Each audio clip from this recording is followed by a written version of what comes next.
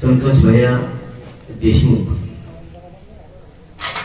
यांची क्रूरपणाने हत्या करण्यात आली।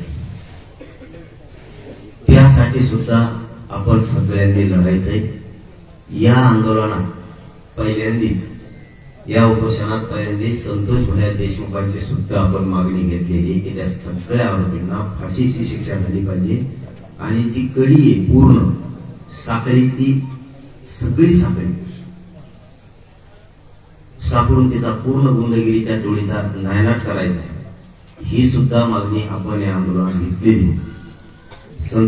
सोमनाथ सूर्यवंशी असतील, वाकोडे साहेब असतील, यांच्याही ज्या मागण्या आहेत त्याही सरकारनं मान्य कराव्यात। संतोष भैयाला न्याय मिळेपर्यंत आपण सगळेजण लढणार आहेत। मी आणि हे राज्य आपण सगळेजण मिळून लढणार आहेत। संतोष भैयाला न्याय मिळण्यासाठी सुद्धा हे उपोषण सुरू आहे, कारण ही मागणी आपण त्यांच्यासाठी पण घेतली। इथूनही आपण संतोष भैयासाठी लढणार आहे।